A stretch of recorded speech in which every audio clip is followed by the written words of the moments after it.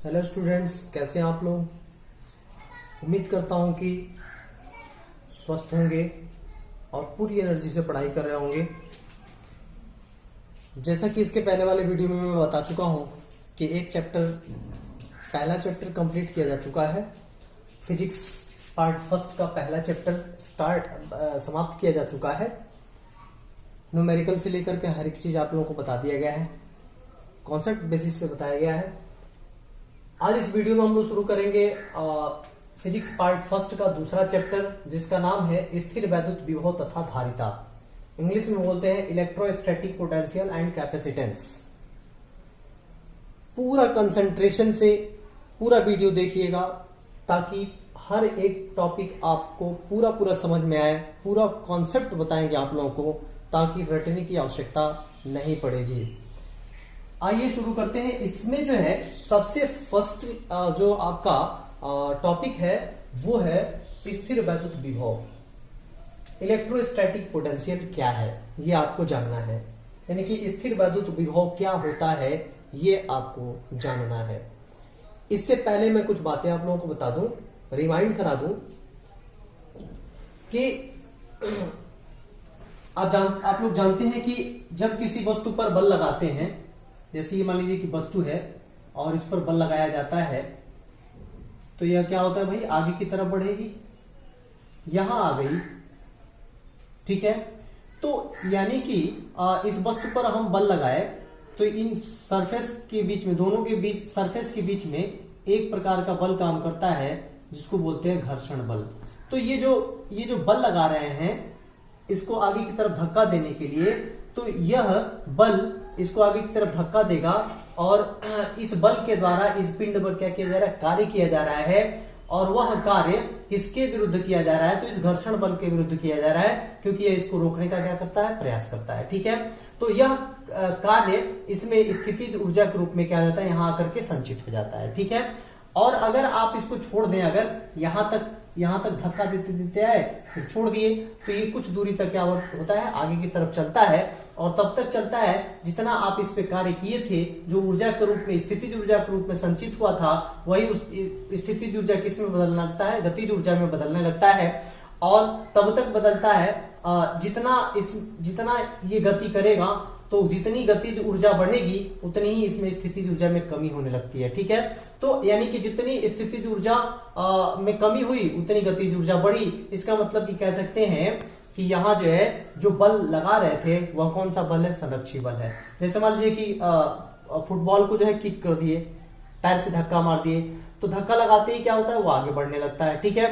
तो यानी कि आपने क्या किया, अपने मांसपेशियों से यानी कि पैर से क्या किया, धक्का दिया, मतलब उस पर बल लगाया, बल लगाकर क्या किया, उस पर कार्य किया। वह कार्य किस रूप में, उसमें जो है संचित हो गया स्थितिज ऊर्जा के रूप में। और वही अब आपने बल लगा के हटा लिया पैर को, फिर भी वो क्या कर रहा है, मोशन में है, गति कर रहा है। इसका मतलब वही स्थितिज ऊर्जा आप किस में बदल रहा है, धीरे धीरे गतिज ऊर्जा में बदल रहा है। तो जितनी गतिज ऊर्जा होगी उसकी, उतनी उसके अंदर की स्थितिज ऊर्जा में क्या होगी, कमी होगी, ठीक है। तो उस बल को कहते हैं संरक्षी बल, ठीक है। ये आवेश के केस में भी होता है, आवेश के केस में भी होता है। दो आवेश अगर रखे हों प्लस क्यू, तो इन दोनों के बीच में प्रतिकर्षी बल लगेगा और यह प्रतिकर्षी बल, ठीक है, जो है ये जो प्रतिकर्षी बल लगता है ये भी कैसा होता है, संरक्षी बल होता है, ठीक है।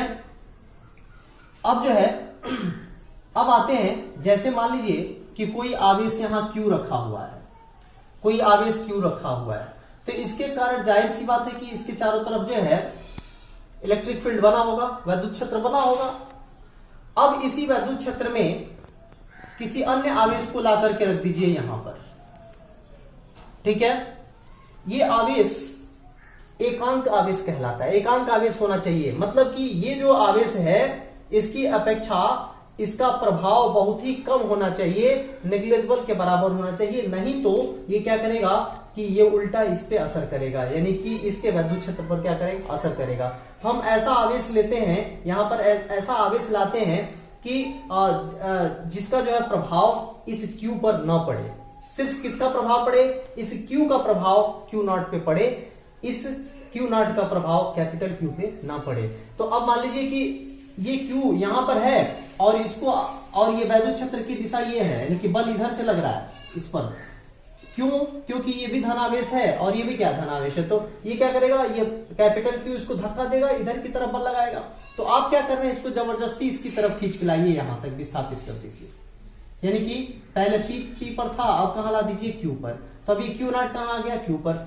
ठीक है, तो अब यहां से यहां तक लाने में चूंकि ये जो है कैपिटल Q आवेश यानी कि जो विद्युत क्षेत्र बना हुआ है कैपिटल Q के कारण, उसके कारण जो बल लग रहा है Q नॉट पर वो इस दिशा में लग रहा है, तो ये हमेशा प्रयास करेगा कि ये मेरी तरफ न आए। लेकिन आप क्या कर रहे हैं, एक वाह्य बल लगा करके इस Q नॉट को Q तक ला रहे हैं। तो वाह्य बल के कारण, वाह्य बल इतना प्रभावशाली है कि ये जो है, जो इसके द्वारा बल लगाया जा रहा है वैद्युत बल, उसको जो है प्रभावहीन कर दे रहा है और ये Q नॉट यहां से यहां आ जा रहा है।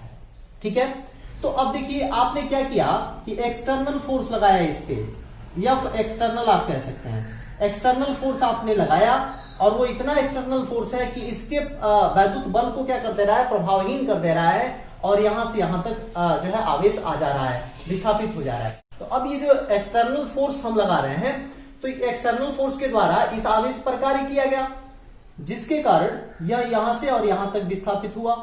तो वह कार्य किस रूप में संचित हो गया, इसमें स्थितिज ऊर्जा के रूप में संचित हो जाएगा।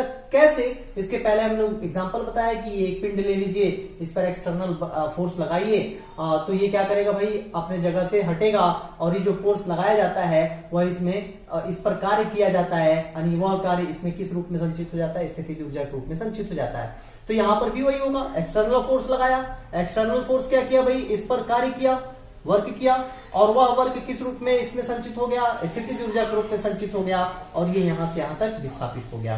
तो अब जो है यहां से समझने वाली बात यह है कि ये चीज आप लोगों को दिमाग में बनाए रखना है कि अब यहां पर ये जो है किसके विरुद्ध कार्य हुआ, तो ये जो Q आवेश है, कैपिटल Q आवेश, ये जो वैद्युत बल लगा रहा था उसके विरुद्ध कार्य हुआ। ठीक है, और वह उसमें क्या हो गया, स्थितिज ऊर्जा के रूप में संचित हो गया। तो अब इसका मतलब ये हुआ कि जो बाह्य बल द्वारा किया गया कार्य है, बाह्य बल द्वारा किया गया कार्य हुआ, वह वैद्युत बल के द्वारा किए गए कार्य का ऋणात्मक घात के बराबर, ऋणात्मक होता है, घात नहीं सॉरी, ऋणात्मक के बराबर होता है। फिर से सुन लीजिए कि जो बाह्य बल द्वारा किया गया कार्य है Q नॉट पर, वह किसके बराबर होगा, तो इस आवेश द्वारा किए गए कार्य के ऋणात्मक के बराबर होगा। तो यानी कि अगर मान लेते हैं कि इसके द्वारा किया गया कार्य WPQ है, PQ क्यों कह रहा है कि P से Q तक लाने में किया गया कार्य, मतलब कि इसके द्वारा रोका गया तो कार्य किया गया, तो यह जो है ऋणात्मक घात के बराबर होता है। अगर F एक्सटर्नल है तो F एक्सटर्नल इंटू क्या हो जाएगा, DR। ठीक है, यहां से यहां तक अगर विस्थापन इसका क्या हो, मान लेते हैं कि क्या हो, DR हो, तो क्या हो जाएगा भाई, F एक्सटर्नल इंटू DR के बराबर होगा। क्योंकि आप जानते हैं कार्य बराबर क्या होता है, बल गुणे विस्थापन, तो ये एक तरह का विस्थापन है, तो बल और गुणे विस्थापन, और इंटीग्रल इसलिए ले रहे हैं कि ये P से Q तक आ रहा है, तो यहाँ पे लोअर और अपर क्या लगा देंगे, लिमिट लगा देंगे। तो यानी कि यह जो है आप देख सकते हैं कि ऋणात्मक के बराबर होता है। तो इसके द्वारा किया गया कार्य, इसके एक्सटर्नल फोर्स के, यानी कि जो बाह्य बल लगाया जा रहा है आवेश पर, उसके द्वारा किए गए कार्य के ऋणात्मक के क्या होता है, बराबर होता है। ठीक है, तो अब ये P और Q आपने समझ ही लिया कि ये समेशन हम क्यों लगाते हैं, तो समेशन हम इसलिए लगाते हैं कि यहां से यहां तक पूरी तरह से विस्थापन होने में जो है कितना कार्य करना पड़ा, इसलिए क्या लगा रहे हैं, इंटीग्रल लगा रहे हैं। ठीक है, तो ये बात आप लोग को ध्यान में रखनी होगी, ये हमेशा के लिए। ठीक है, अब आइए अब जो है समझते हैं स्थिर वैद्युत विभव क्या है। तब स्थिर वैद्युत विभव क्या है। ठीक है, तो अब जो है मान लीजिए कि यह कोई आवेश है Q, यह कोई आवेश है Q, स्मॉल q ही मान लेते हैं, प्लस में मान लीजिए कि यहां पर कोई स्मॉल q है, इसके द्वारा चारों तरफ जो है इलेक्ट्रिक फील्ड जरूर बना होगा, चारों तरफ इलेक्ट्रिक फील्ड है, यानी कि वैद्युत क्षेत्र बना हुआ है। अब क्या करिए कि अनंत से किसी परीक्षण आवेश को, अनंत से प्लस Q नॉट को क्या करिए, इस फील्ड के अंदर लाइए, इस बिंदु पर। तो अब ये Q नॉट कहां आ गया, यहां पे आ गया। ये है स्रोत आवेश, इसको स्रोत आवेश बोलते हैं। स्रोत आवेश क्यों बोलते हैं, क्योंकि इसी आवेश के कारण ये वैद्युत क्षेत्र क्या हुआ है, बना हुआ है। ठीक है, इसलिए क्या हो गया, स्रोत आवेश हो गया। और अब मान लेते हैं कि अनंत से इस Q0 आवेश को कहां लाते हैं भाई, ए पर लाते हैं, बिंदु ए पर लाते हैं। किसके अंदर लाते हैं, तो वैद्युत क्षेत्र जो बना हुआ है उसके अंदर लाते हैं। और ये कैसा वैद्युत क्षेत्र है, तो स्थिर वैद्युत क्षेत्र है। ठीक है, स्थिर वैद्युत क्षेत्र है, ये घट बढ़ नहीं रहा है। ठीक है, तो अब जो है परिभाषा बनाते हैं क्या, स्थिर वैद्युत विभव का, कि अनंत से किसी एकांक आवेश को, अनंत से किसी एकांक आवेश को किसी स्थिर वैद्युत क्षेत्र में लाने में किए गए कार्य को हम क्या कहते हैं, स्थिर वैद्युत विभव कहते हैं। फिर से सुनिएगा, इस Q0 आवेश को जो क्या है, एकांक के बराबर है, यानी कि ये लगभग कितना होता है, 1 कूलाम के बराबर होता है। तो यानी कि इस तरह से भी हम कह सकते हैं कि 1 कूलाम आवेश को अनंत से किसी स्थिर वैद्युत क्षेत्र में लाने में किए गए कार्य को हम क्या कहते हैं, स्थिर वैद्युत विभव कहते हैं। ठीक है, तो अब जो है यानी कि Q0 को अनंत से, देखिए अनंत है, अनंत अनंत, तो अनंत से इसको उठा करके और कहां लाया गया, इस वैद्युत क्षेत्र के अंदर लाया गया। तो भाई क्षेत्र के विरुद्ध तो कार्य करना पड़ेगा ना, क्योंकि ये भी धनावेश है और ये भी धनावेश है, तो इसको क्या करेगा, दूर हटाएगा कि भाई तुम मत आओ। ठीक है, उधर ही रहो। तो अब जो है जो आप जो है एक्सटर्नल फोर्स लगा रहे हैं, यानी कि बाह्य बल लगा रहे हैं, तो बाह्य बल क्यों लगा रहे हैं, तो ये जो रोक रहा है उसको कि भाई तुम मत आओ, उधर ही रहो, तो उसके विरुद्ध आप क्या करेंगे भाई, आप बाह्य बल लगा करके और उसको धक्का देंगे कि भाई इसके अंदर आए। तो वो बल जो आप लगा रहे हैं वह बल क्या होगा, एक तरह का इस आवेश पर कार्य किया जाएगा और वही कार्य क्या कहलाता है, स्थिर वैद्युत विभव कहलाता है। ठीक है, तो मुझे उम्मीद है कि आप लोगों को क्लियर हो गया होगा। ठीक है, तो यही लिखा दिया गया है कि किसी एकांक आवेश को अनंत से किसी स्थिर वैद्युत क्षेत्र में, एकांक आवेश को अनंत से किसी स्थिर वैद्युत क्षेत्र में स्थित किसी बिंदु तक लाने में, किसी बिंदु तक लाने में, यानी कि यहां तक ए तक लाने में किए गए कार्य को ही हम क्या कहते हैं, स्थिर वैद्युत विभव कहते हैं। इसे किससे डिनोट करते हैं भाई, भी से डिनोट करते हैं। ठीक है, भी से प्रदर्शित करते हैं। अब देखिए, यदि Q0 आवेश को अनंत से बिंदु ए तक लाने में किया गया कार्य अगर क्या हो, W हो, किया गया कार्य यदि W हो, तो ए पर, तो ए पर या ए का विभव, ए का विभव यानी कि ये ए का विभव क्या होगा, भी ए बराबर W अपान Q0 होगा। ठीक है, चूंकि ये जो है एकांक आवेश है, ये किसके बराबर होता है, 1 कूलाम के बराबर होता है। अगर यहां रख देंगे तो आपको मिलेगा भी ए बराबर क्या, W। यानी कि देख लीजिए, एकांक आवेश को अनंत से स्थिर वैद्युत क्षेत्र में लाने में जितना कार्य करना पड़ता है उसी को क्या कहते हैं, स्थिर वैद्युत विभव कहते हैं। तो मुझे उम्मीद है कि क्लियर हो गया होगा।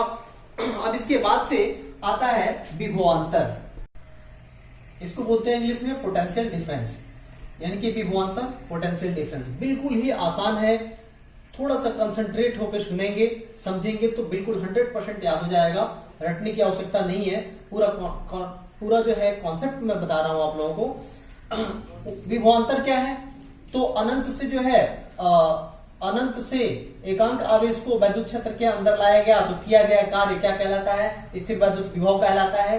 यहां पर जो है वही आपका वैद्युत क्षेत्र है जो प्लस क्यू के कारण उत्पन्न हुआ है, यह आपका स्रोत आवेश है और ये आपका बिंदु ए पर आ चुका है, बिंदु ए पर आ चुका है प्लस Q0 आवेश जो एकांक आवेश है। अब इस एकांक आवेश को इस वैद्युत क्षेत्र के अंदर एक स्थान से दूसरे स्थान तक ले जाने में, मान लीजिए कि यहां आपने बी पे ला दिया, ए से कहां ला दिया, बी पे, प्लस क्यू आवेश कहां आ गया, बी पे आ गया। तो ए से बी तक ले जाने में जितना कार्य करना पड़ता है इस वैद्युत क्षेत्र के विरुद्ध, वही क्या कहलाता है, इन दोनों बिंदुओं के बीच विभवांतर कहलाता है। फिर से मेरी बात सुन लेंगे, याद हो जाएगा। ये वैद्युत क्षेत्र जो है इस प्लस क्यू के कारण माना गया था इसके पहले वाले में। ठीक है, इस अनंत से उठा करके एकांक आवेश को लाया गया था किसी एक पर्टिकुलर बिंदु पर, जैसे ए पर लाया गया था। अब क्या किया जा रहा है कि इस वैद्युत क्षेत्र, एक समान स्थिर वैद्युत क्षेत्र में ए से इस आवेश को कहां तक लाया जा रहा है, बी तक। तो भाई ए से बी तक जब लाएंगे तो ये इसको धक्का देगा, तो धक्का देगा, इसका मतलब कि आप एक्सटर्नल फोर्स लगा के ला रहे हैं जो है। तो जब इसको यहां से यहां तक ले जाएंगे तो जो है कार्य करना पड़ेगा। किसके विरुद्ध? ये जो बल लगा रहा है इसके विरुद्ध कार्य करना पड़ेगा। तो वह कार्य जो है वही कार्य क्या कहलाता है? कि वही कार्य विभवांतर कहलाता है। किसके बीच में? ए से बी के बीच में कहलाता है। ठीक है, यही चीज लिखा गया स्थिर वैद्युत क्षेत्र में एकांक आवेश। एकांक आवेश का मतलब एक कूलाम आवेश को एक बिंदु से दूसरे बिंदु तक ले जाने में किया गया कार्य उन दोनों बिंदुओं के बीच क्या कहलाता है? विभवांतर कहलाता है। ठीक है, एकांक आवेश इसलिए लिया जाता है कि इस आवेश पर कोई असर न पड़े, इसके द्वारा जो वैद्युत क्षेत्र बना हुआ है उस पर कोई असर न पड़े। अगर इसका मान ज्यादा ले लिया जाए तो क्या करेगा भाई? इसके कारण भी वैद्युत क्षेत्र उत्पन्न होने लगेगा और तब क्या करेगा? इसके वैद्युत क्षेत्र को प्रभावित करने लगेगा।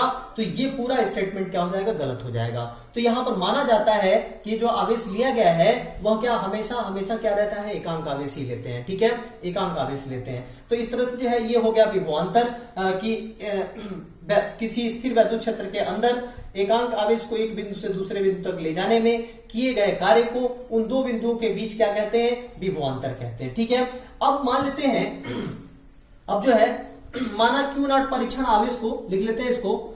माना क्यू नॉट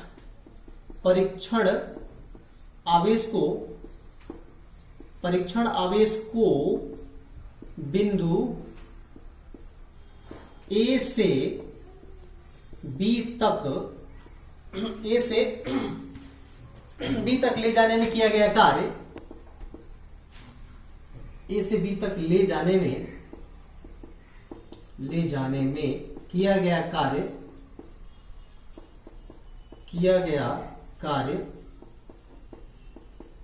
यदि W हो तो अब देखिए W हो तो A तथा B के मध्य विभवांतर, A तथा B के बीच क्या होगा? विभवांतर क्या होगा? विभवांतर A तथा B के बीच विभवांतर VA minus VB is equal to क्या होगा? W upon Q naught. बिल्कुल होगा, क्योंकि विभव VA बराबर W अपान क्यू होगा। एक तरह का ये भी क्या है? विभव ही है, तो W अपान क्या हो जाएगा? Q naught. अब ये क्यों लिखा जा रहा है? क्योंकि A पर विभव कुछ और होगा और B पर विभव क्या होगा? कुछ और होगा।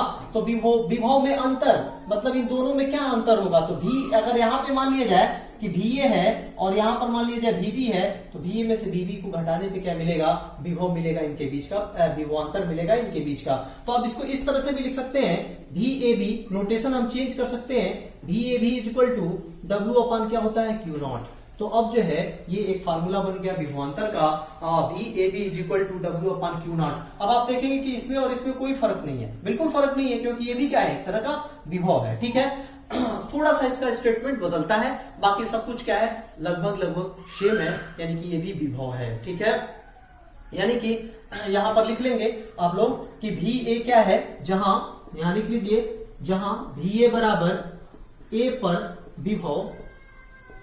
विभव और VB क्या है? B पर विभव। ठीक है, अब देखिए,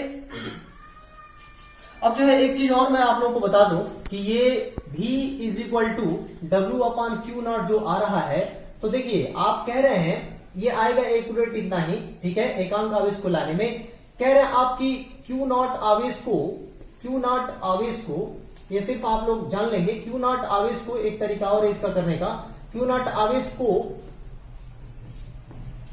लाने में किया गया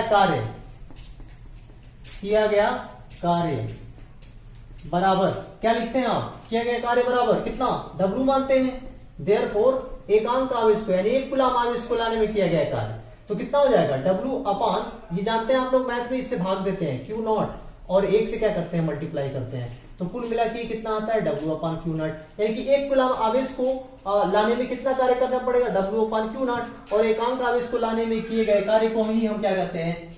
स्थिर वैद्युत विभव कहते हैं। तो आप इस तरह से भी अगर समझेंगे तो भी एकदम से परफेक्ट बैठता है, सटीक बैठता है। ठीक है, आपका जो है डिफिनीशन, परिभाषा एकदम सटीक बैठता है। अब जो है, अब आइए मात्रक की बात कर लेते हैं। मात्रक की बात कर लेते हैं भाई, इसके SI मात्रक की बात कर लेते हैं विभवांतर के। SI मात्रक। किसका एसआई मात्रक? तो विभवांतर का एसआई मात्रक।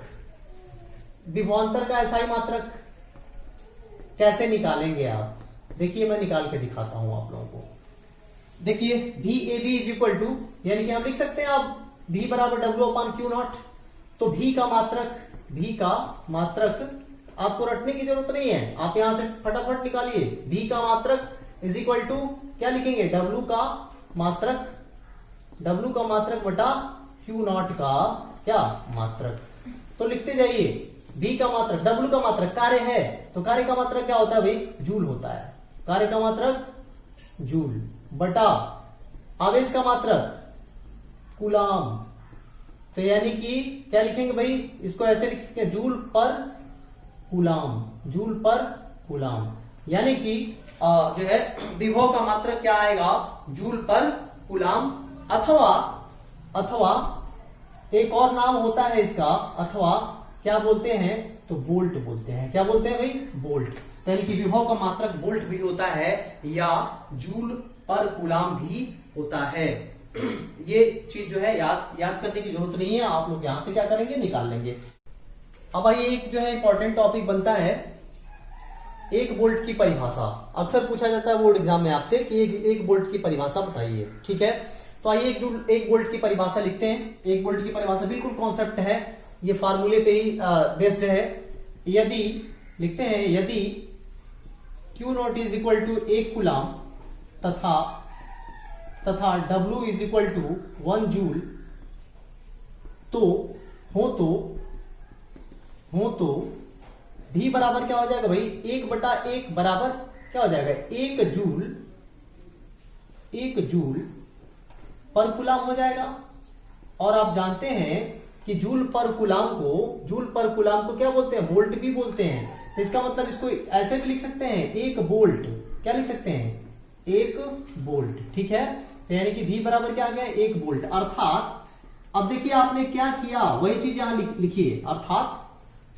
अर्थात क्या लिखेंगे भाई? कि यदि किसी स्थिर वैद्युत क्षेत्र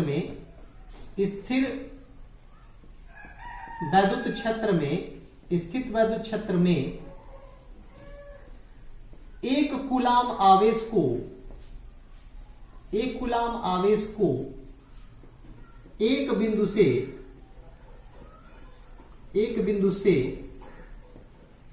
दूसरे बिंदु तक ले जाने में किया गया कार्य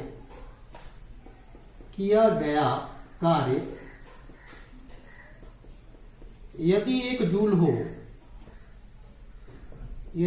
हो तो उनके बीच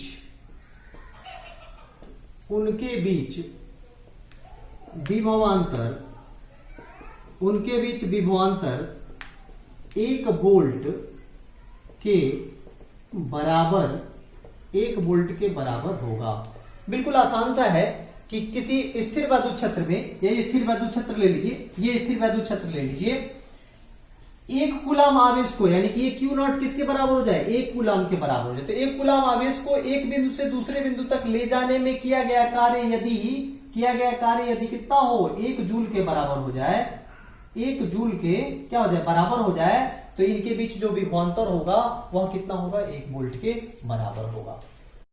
अब आइए अगला टॉपिक है, बिंदु आवेश के कारण वैद्युत विभव निकाला जाए कि क्या होता है। किसी बिंदु आवेश के कारण जो है वैद्युत विभव कैसे निकालते हैं? Electric potential due two point charge, ठीक है? तो इसके लिए आप जानते हैं कि माना एक बिंदु आवेश है, एक बिंदु आवेश मान लेते हैं कि यहां पर है Q, एक बिंदु आवेश मान लिया Q, जो कैसा है भाई? पॉजिटिवली चार्ज है, प्लस Q है। ये इसको क्या बोलेंगे भाई? स्रोत आवेश बोलेंगे। इससे r दूरी पर मान लेते हैं कि एक बिंदु P है, इससे r दूरी पर एक बिंदु P है, इनके बीच की दूरी कितनी हो गई भाई? r हो गई, स्मॉल r, ठीक है? r दूरी पर एक बिंदु P है जिस पर वैद्युत विभव क्या करना है, हमें ज्ञात करना हो। अगर हमें इस बिंदु पर वैद्युत विभव ज्ञात करना हो तो तरीका क्या बताया गया है कि इस आवेश के कारण चारों तरफ क्या बना होगा, इलेक्ट्रिक फील्ड बना होगा, वैद्युत क्षेत्र बना होगा। इस Q के कारण जो है वैद्युत क्षेत्र बना होगा। तो अब क्या करेंगे, किसी परीक्षण आवेश को अनंत से उठा करके और इस P पर क्या करेंगे, लाके रख देंगे। मान लेते हैं कि Q0 को यहां रख दिया, ठीक है। तो अब जो है, अब विभव कैसे निकालेंगे, तो इस Q0, ये Q0 यहां था, परीक्षण आवेश एकांक आवेश यहां था और इसको P पर लाके रख दीजिए। तो जितना कार्य करना पड़ा वही क्या होता है भाई, इस बिंदु P पर इस क्षेत्र के कारण क्या होता है, विभव होता है, ठीक है। तो यही चीज लिखा गया। इसके लिए एक परीक्षण आवेश लेते हैं Q0 को, जो अनंत से बिंदु P तक लाते हैं, जिस दौरान किया गया कार्य क्या होगा, W हो। तो क्या लिखते हैं फार्मूला, वैद्युत विभव V बराबर W अपान क्या, Q0। ये आप इसके पहले जस्ट बताया गया आप लोगों को, ठीक है। तो ये कॉन्सेप्ट आपको दिमाग में रखना है कि जब भी विभव निकालना हो अगर किसी बिंदु पर, तो किसी आवेश के कारण अगर स्थिर वैद्युत क्षेत्र बना हुआ है और किसी बिंदु पर अगर हमें विभव निकालना हो तो हम अनंत से एकांक आवेश को लाएंगे, उस बिंदु पर रखेंगे और उस एकांक आवेश को लाने में जितना कार्य करना पड़ेगा वही क्या होता है, उस बिंदु पर विभव होता है। तो इसका मतलब कि यहाँ पे वैद्युत विभव हम लिख सकते हैं W अपान क्या, Q0। ये आपको दिमाग में बैठाना है। ये इसको मान लेते हैं समीकरण नंबर 1। अब आइए, अब मान लेते हैं कि परीक्षण आवेश Q0 को आवेश Q से कितनी दूरी पर रखा गया है, ये यहां से दूरी, एक और मैं फिगर बना लेता हूं यहाँ पे, ये प्लस Q, और यहां से अब मान लेते हैं कि ये Q0 को जहां रखा गया है उसकी दूरी कितनी है, उसकी दूरी कितनी है भाई, तो इसकी दूरी क्या है, x है, x दूरी पर रखा हुआ है, ठीक है। ध्यान रखिएगा, x दूरी पर क्या है, रखा हुआ है, ठीक है। अब ये जो है तो Q द्वारा इस Q0 पर बल लगेगा, वैद्युत बल लगेगा कि नहीं लगेगा, दोनों धनावेश हैं तो धक्का देगा इसको। तो इस पर जो बल लगेगा वो किस दिशा में लगेगा, इस दिशा में लगेगा, क्योंकि दोनों क्या है, धनावेश है। तो इस दिशा में बल लगा रहा है। तो अगर इस बल को अगर निकाला जाए तो इसके पहले कूलाम के नियम से दो आवेशों के बीच लगने वाला वैद्युत बल क्या होता है, K, Q1 Q2 पढ़ा था आपने वहां। तो यहाँ Q1 की जगह पे Q है और Q2 की जगह पे क्या है, Q0 है। तो Q0 अपान बीच की दूरी का वर्ग, तो x है, बीच की दूरी मान रखा है आपने, तो क्या लिख देंगे, x² लिख देंगे। समीकरण नंबर 2 हो गया, ठीक है। अब क्या करते हैं कि यदि आवेश Q0 को एक अल्प दूरी तक विस्थापित कर दिया जाए, Q0 को एक अल्प दूरी विस्थापित कर दिया जाए, तो अल्प दूरी विस्थापित करने का मतलब कि यहां से उठा के आप इसको यहां ला के रख दीजिए Q0 को। यानी कि पहले अगर मान लेते हैं A पर था, अब कहां आ गया, अब ये आ गया B पर। तो यानी कि यह अल्प दूरी कितनी हो गई, तो अल्प दूरी ये यहां मैं लिख देता हूं dx। तो यानी कि ये जो है अब Q0 कहां आ गया, यहां आ गया। तो कितनी दूरी आपने विस्थापित किया, dx दूरी आपने क्या कर दिया, विस्थापित कर दिया। किसकी तरफ, तो उस आवेश की तरफ, स्रोत आवेश की तरफ। ये कौन सा आवेश है, स्रोत आवेश है, क्योंकि इसी के कारण ये क्षेत्र बना हुआ है। तो क्या लिखेंगे इसको, क्या कहेंगे इसको, स्रोत आवेश कहेंगे। तो स्रोत आवेश की तरफ dx दूरी आपने विस्थापित कर दिया, तो क्या आसानी से आ जाएगा, क्या नहीं, आपको बाहरी बल लगाना पड़ेगा। और जब बाहरी बल लगाएंगे तो इस आवेश पर वो कार्य करेगा, तो वह कार्य जो है निकाल के देखते हैं कि कितना होगा, ठीक है। तो अब जो है यही चीज लिखेंगे, यदि आवेश Q0 को, यदि आवेश Q0 को एक अल्प दूरी dx तक विस्थापित किया जाए, अल्प दूरी तक क्या किया जाए भाई, dx दूरी तक विस्थापित किया जाए, तो किया गया कार्य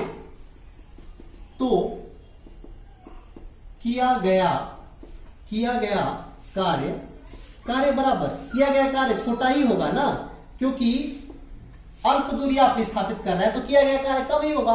तो इसलिए हम क्या लिख रहे हैं, dw, किया गया कार्य dw इज इक्वल टू, अब कार्य बराबर क्या होता है, बल गुणे विस्थापन। आप जानते हैं कार्य बराबर क्या होता है, बल गुणे विस्थापन, यानी कि W is equal to F into x या S लिखते हैं, ठीक है।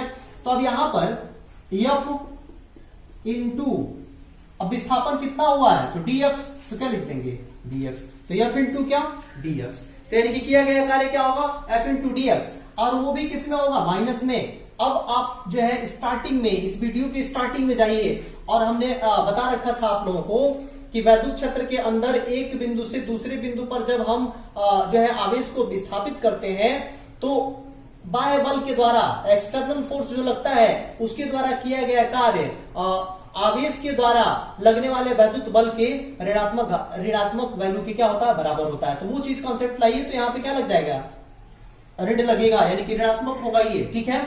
तो अब जो है अब इसको मान लेते हैं समीकरण नंबर 3, ठीक है। अब चलिए अब इसकी जो है वैल्यू कैलकुलेट करते हैं। तो यहां से f का मान उठा के और इस इक्वेशन में रख दीजिए, तो लिखेंगे समीकरण 2 से f का मान समीकरण 3 में रखने पर, एकदम सिस्टमेटिक करते चलिए, बिल्कुल आसान हो जाएगा। रखने पर क्या हो जाएगा भाई, dw is equal to minus F की जगह पे आप रख देंगे कि Q naught upon X square into क्या है dx, तो पहले से है तो dx हो गया, ठीक है। अब ये जो है dw इज इक्वल टू आ गया, तो ये अल्प कार्य हुआ, मतलब कि छोटा सा विस्थापन में कार्य हुआ। अगर इसका विस्थापन यहां से यहां तक किया जाए तब कितना कार्य होगा, या हम कह सकते हैं कि अनंत से उठा के अगर लाया जाए यहां तक तो कितना कार्य होगा। अनंत से उठाकर कहां तक लाया जाए भाई, तो अनंत से उठाकर और कहां तक लाया जाए, x तक लाया जाए तो कितना कार्य करना पड़ेगा अनंत से उठा के। अब सपोज करिए कि यहां आवेश था और इसको उठा करके इस x तक लाया गया तो कितना कार्य करना पड़ेगा। तो क्या करेंगे भाई, ये जो है अल्प कार्य निकला हुआ है, इसी का इंटीग्रेशन कर देंगे, यानी कि इसी का क्या कर देंगे समाकलन कर देंगे, तो निकल के आ जाएगा कि हमारा जो है अनंत से अगर उसको उठा के लाए तो कितना कार्य करना पड़ेगा। तो अनंत से उठाकर लाने में ज्यादा कार्य करना पड़ेगा, इसलिए इसका क्या करेंगे हम समाकलन करेंगे। तो आप लिखेंगे अब अनंत से बिंदु P तक लाने में किया गया कार्य, अब अनंत से बिंदु P तक लाने में किया गया कार्य, बिंदु P तक लाने में किया गया कार्य W बराबर integration of dw। Integration of dw न लिख करके हम लोग यहां पे इंटीग्रेशन लगा दें। अगर यहां पे इंटीग्रेशन लगा दें तो इसका इंटीग्रेशन करेंगे तो क्या हो जाएगा w, और इसका इंटीग्रेशन लिख लेते हैं। तो integration of minus K Q naught upon X square क्या हो जाएगा dx। अब इस माइनस को बाहर निकालिए, यहां पे लिमिट भी लगाना पड़ेगा। क्यों लिमिट, इसलिए कि हम अनंत और x की बात कर रहे हैं। अनंत हो गया एक लिमिट कि अनंत से चला और कहां तक आया तो x तक आया। कितनी दूरी तक आया भाई, x तक आया। तो अपर लिमिट और लोअर लिमिट जब हम लगाते हैं तो लोअर लिमिट जहां से चला वो लोअर लिमिट हो गया, तो अनंत हो गया, और कहां तक चल के आया तो x तक, तो अपर लिमिट क्या हो गया x हो गया, ठीक है। अपर लिमिट क्या हो गया भाई x हो गया, और लोअर लिमिट क्या हो गया अनंत हो गया, क्योंकि अनंत से आप कह रहे हैं कि हमने आवेश को उठा करके और कहां तक लाया x दूरी तक लाया। तो अनंत जहां से चला वो लोअर लिमिट, और जहां पर आया वो क्या हो गया अपर लिमिट, तो लिमिट लगा दिए। इसी के बीच में क्या करेंगे, इसका इंटीग्रेशन कर देंगे तो हमारी वैल्यू जो है कैलकुलेट होके आ जाएगी। तो अब बिल्कुल आसान तरीके से मैं बताता हूं कि आप लोग जो है कैसे इसका जो है इंटीग्रेशन करेंगे। जो कांस्टेंट है उसको बाहर निकाल दीजिए, तो ये के क्यू नॉट ये क्या है कांस्टेंट है, फिक्स है, ये बदलने वाला नहीं है। इसका मतलब इसको बाहर निकाल दिया तो क्यू नॉट और integration of infinite to X और 1 अपान एक्स स्क्वायर dx का क्या हो जाएगा इंटीग्रेशन होगा। तो w is equal to minus K Q naught और इसका इंटीग्रेशन इनफाइनाइट टू x और इसको ऊपर ले जाएंगे रेज करके, तो x टू द पावर क्या हो जाएगा -2 dx। अब थोड़ा सा इंटीग्रेशन में आप लोगों को बता दूं थोड़ा सा कि अगर मान लीजिए लिखा हो x x dx का इंटीग्रेशन करना हो तो इसका पावर 1 है ना, तो फार्मूला होता है कि पावर 1 जुड़ जाता है तो 1 + 1 हो जाएगा, और जितना पावर आता है उसे क्या कर देते हैं, डिवाइड कर देते हैं, तो ये कुल मिला के x² 2 हो जाएगा। ऐसे ही मान लीजिए x² होता तो इसका अगर इंटीग्रेशन करना होता तो ये देखिए पावर 1 क्या हो जाता है, बढ़ जाता है, तो 2 प्लस क्या हो जाएगा, 2 + 1, और जितना पावर ऊपर आता है उतना नीचे क्या कर देते हैं, डिवाइड कर देते हैं, तो x³ क्या हो जाएगा 3। अब लिमिट लगाने को जान लीजिए, लिमिट कैसे लगाते हैं, इसी मान लीजिए कि अगर आपने लिमिट लगा दिया 1 से लेकर के 5 तक, तो अब सबसे पहले अपर लिमिट लिखते हैं और माइनस लोअर लिमिट रखते हैं, तो फाइनल जब ये इसका फाइनल होता है, फाइनल इंटीग्रेशन करते हैं, उसके बाद से लिमिट लगाते हैं, तो लोअर लिमिट और अपर लिमिट। अब इसको कैलकुलेट करते हैं तो सबसे पहले 1/3 तो कांस्टेंट है, बाहर निकाल दीजिए, बच गया क्या, x³, तो 1 और 5। अब सबसे पहले लिखते हैं अपर लिमिट और माइनस लोअर लिमिट, तो लिमिट का अपर लिमिट का मतलब x को हटा करके इस जगह पे 5 लिख देना है आपको, तो 5 का क्या कर देंगे क्यूब, क्योंकि इसका भी क्यूब है, माइनस लोअर लिमिट लिखते हैं तो x को हटा करके क्या लिख देना है 1, और 1 का क्या कर देंगे क्यूब, तो टोटल आप कैलकुलेट अगर करेंगे तो 5 × 5 = 25, 25 125, और -1 का क्यूब करेंगे तो 1 हो जाएगा, तो 1/3 और गुणा ये घटा लीजिए, तो जितनी ये वैल्यू आएगी वो क्या हो गया, लिमिट वाला कैलकुलेशन हो गया, ठीक है। तो उसी सेम इसी के रूल पे इसको भी करते हैं, W = -k Q0, और इसका इंटीग्रेशन आप करेंगे तो जरा फटाफट बता दीजिए कि क्या हो जाएगा, x इसका पावर 1 जुड़ेगा तो -2 और +1 हो जाएगा अपान -2 + 1 इसी के हिसाब से, और लिमिट लगाएंगे तो लोअर लिमिट नीचे और अपर लिमिट क्या ऊपर। अब चलिए W = -k Q0, और इसको सॉल्व कर दीजिए, तो ये क्या हो जाएगा, x का पावर -2 और +1 तो -1 हो जाएगा, अपन नीचे भी -1 हो जाएगा, लोअर लिमिट और अपर लिमिट लगा दिया, तो W = -k Q0, और अब देखिए -1, तो ये -1 यहां आएगा तो माइनस माइनस क्या हो जाएगा, प्लस हो जाएगा, ठीक है। अब x⁻⁻ -1 है तो इसको प्लस में करने के लिए 1/x लिख सकते हैं, और ये जो है इनफाइनाइट टू क्या हो जाएगा, x हो जाएगा। अब देखिए, अब लिमिट रख दीजिए k Q0, और पहले अपर लिमिट रखते हैं तो 1/x है तो x, तो x को हटा के x रखेंगे तो बात वही है, और माइनस 1/ लोअर लिमिट x को हटा के आपको इनफाइनाइट रखना है तो 1/∞। तो अब जानते हैं 1/∞ अनंत क्या होता है, 0, तो यानी कि k Q0, और बच गया क्या 1/x माइनस ये क्या हो गया 0, तो W = k Q0, और इंटू क्या बच जाएगा भाई 1/x बच जाएगा, तो यानी कि W = k Q0 अपान क्या हो जाएगा x। तो ये जो है आपका निकल के आ गया कि किया गया कार्य कितना होगा। क्या निकल के आ गया, ये किया गया कार्य सिर्फ निकल के आ गया कि ये कितना होगा, ठीक है। अब आप जानते हैं, अब आप जो है अब इस Q को, इस W को उठा के किस में रख दीजिए, इस समीकरण नंबर 1 में रख दीजिए। क्यों, क्योंकि आपको कार्य नहीं निकालना है बल्कि आपको क्या निकालना है, वैद्युत विभव निकालना है इस पर। तो आप जो है लिखेंगे समीकरण, अब इसको मान लीजिए समीकरण नंबर 4, ठीक है। अब लिखेंगे समीकरण 4 से W का मान समीकरण 1 में रखने पर, समीकरण 1 में रखने पर, तो समीकरण 1 में रख देंगे तो V बराबर, देखिए क्या आ जाएगा, W की जगह पे लिख दिया k Q0 अपान x, और अपान क्या है भाई Q0, तो देखिए Q0 से Q0 कट गया तो क्या बच गया k Q अपान क्या बच गया x, Q अपान क्या बच गया x बच गया। तो अब इसका मतलब कि इसको अगर जो है सिस्टमेटिक लिखा जाए तो k Q अपान क्या हो जाएगा x हो जाएगा, ठीक है। और इसको ऐसे भी लिखा जा सकता है V बराबर k की वैल्यू आप जानते हैं 1/4πε0, ठीक है, Q अपान क्या हो जाएगा x। तो ये आपका निकल के आ गया किसी बिंदु आवेश के कारण जो है वैद्युत विभव कितना होगा।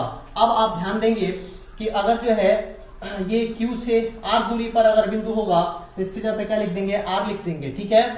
यहां पर हमने x ले लिया, Q से x दूरी पर ये बिंदु था, अनंत से लाया गया तो इसलिए वहां पे क्या है x है, तो आपको कंफ्यूज नहीं होना है, ठीक है। तो मुझे पूरी उम्मीद है कि आपको इतना जो है समझ में आया होगा। अब आइए यहां से ये आ गया आपका फार्मूला कि 1/4πε0 Q अपान x, ये आया, और इसको ऐसे भी लिख सकते हैं V बराबर 1/4πε0 Q अपान क्या R। कंफ्यूज नहीं होना आप लोगों को, ठीक है। अभी बताया कि x और r जो है जब हम मानेंगे कि कहाँ है, x दूरी पर है कि r दूरी पर है, तो उससे होगा। अब अगर हम लोग ग्राफ प्लॉट करें, ग्राफ किसके बीच में, तो v एंड 1 अपान x के बीच में अगर हम लोग ग्राफ प्लॉट करें तो देखिए ग्राफ कैसा आएगा। ग्राफ जो है ये कैसा आपका आएगा, तो देखिए एक एक्सिस पे हम लोग जो है v को दिखाएंगे और एक एक्सिस पे हम लोग 1 अपान x को दिखाएंगे। तो इस तरह से जो है ग्राफ कैसा आएगा, तो v is proportional to 1 upon x, है ना, v is proportional to 1 upon x। तो 1 अपान x जब कहेंगे तो एक सीधी लाइन मिलेगी, ठीक है, क्योंकि 1 अपान x का प्रोपोर्शनल है ये, ठीक है। अब अगर हम कहें ये, तो ये 1 अपान x है ये, ठीक है। अब हम कहें कि जो है x और v में आप ग्राफ प्लॉट कर दीजिए, ठीक है। तो आप देखेंगे कि ये v x का एंटी प्रोपोर्शनल है, तो यानी कि v यानी कि x बढ़ेगा तो v क्या होगा, घटेगा। तो इसका कर्व कैसा मिलेगा, इसका ग्राफ कैसा मिलेगा, कर्व मिलेगा, ठीक है। तो ये बात आप लोगों को जो है याद रखनी है, यानी कि ग्राफ कैसे हम प्लॉट करेंगे। अगर हमने कहा कि r होगा यहां पर, तो r यहां पे क्या लिखेंगे, यहां पे भी हम क्या बनाएंगे, r लेंगे, यहां पर भी क्या लेंगे, r लेंगे, यहां पर भी क्या लेंगे, r, ठीक है। तो इस तरह से यहां पर भी जो प्रोपोर्शनलिटी का सिंबल लगेगा तो v इज प्रोपोर्शनल टू क्या लगेगा, 1 अपान r लगेगा, ठीक है।